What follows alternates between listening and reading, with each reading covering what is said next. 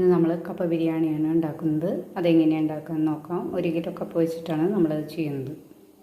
കപ്പ ബിരിയാണിക്ക് വേണ്ടി ആദ്യം നമുക്ക് കപ്പ ക്ലീൻ ചെയ്തെടുക്കാം. കപ്പയുടെ തോലൊക്കെ കളഞ്ഞു. ഇനി നമുക്കത് ചെറിയ പീസായിട്ട് കട്ട് ചെയ്തെടുക്കാം.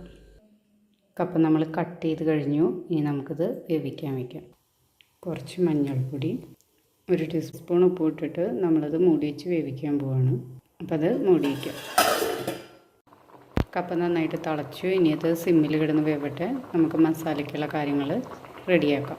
മസാല തയ്യാറാക്കാനായിട്ട് 2 സവോള, 2 പച്ചമുളക്, കുറച്ച് കറിവേപ്പില, 2 വെളുത്തുള്ളി, 1 കഷ്ണം ഇഞ്ചി. അതിൽ 1 സവോള നമുക്ക് മസാല തയ്യാറാക്കാനും 1 സവോള ലാസ്റ്റ് അതിൻ്റെ മുകളിൽ ഇടാനുമാണ്. അപ്പോൾ 1 സവോള നമുക്ക് മസാലയ്ക്കായിട്ട് ആവശ്യമുള്ളൂ. എല്ലാം നമ്മൾ കട്ട് ചെയ്തെടുത്തിട്ടുണ്ട്. സവാള കട്ട് ചെയ്ത് മാറ്റി വെച്ചിട്ടുണ്ട്. അത് ലാസ്റ്റ് അതിൻ്റെ മുകളിൽ വെറുതെ വിതറിയിടാനാണ്. പിന്നെ ഉപ്പും കുരുമുളകും മഞ്ഞൾപ്പൊടി ഇട്ട് വേവിച്ച 250 ബീഫ്. കപ്പ നന്നായിട്ട് വെന്തു. അപ്പോൾ നമുക്കിതിൽ നിന്ന് വെള്ളം ഊറ്റി മാറ്റാം.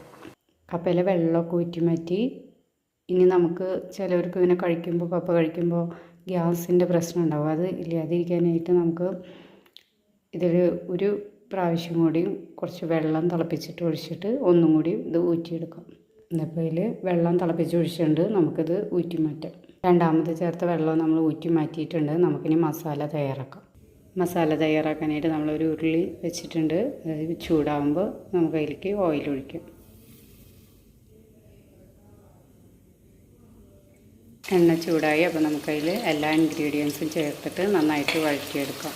സവാളയൊക്കെ വാടി വന്നിട്ടുണ്ട്. നമുക്കതിലേക്ക് പൊടികൾ ചേർക്കാം. 1/2 ടീസ്പൂൺ മുളക് പൊടിയും 1/4 ടീസ്പൂൺ പൊടികൾ നന്നായിട്ട് മൂത്ത് വന്നിട്ടുണ്ട്. നമുക്കതിലേക്ക് ബീഫ് ചേർക്കാം. വേവിച്ച് വെച്ച ബീഫ് നമ്മളതിലേക്ക് ചേർത്തു. അതിലേക്ക് നമുക്ക് കുറച്ച് കുരുമുളക് പൊടി ചേർക്കാം.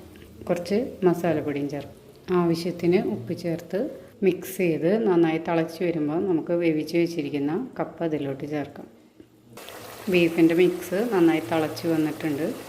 അതിലേക്ക് നമ്മൾ വേവിച്ച് ഉടച്ച് വെച്ചിരിക്കുന്ന കപ്പ ചേർക്കാം. കപ്പ നമ്മൾ ഇതിലേക്ക് ചേർത്തു. ഇനി ഇത് നന്നായിട്ട് മിക്സ് ചെയ്ത് ഉടച്ചെടുക്കുക. കപ്പ നമ്മൾ മിക്സ് ചെയ്ത് നല്ല സെറ്റാക്കി എടുത്തിട്ടുണ്ട്. ഇതിലേക്ക് നമ്മൾ 1 സവാള അരിഞ്ഞ് മാറ്റി വെച്ചിട്ടുണ്ടായിരുന്നില്ലേ, അത് ഇതിൻ്റെ മുകളിലൊന്ന് വിതറുക. സവാള അതിലോട്ടിട്ടുണ്ട്. ഇനി ഇതൊരു തീ ഓഫ് ചെയ്തിട്ട് 5 മിനിറ്റ് മൂടി വയ്ക്കാം.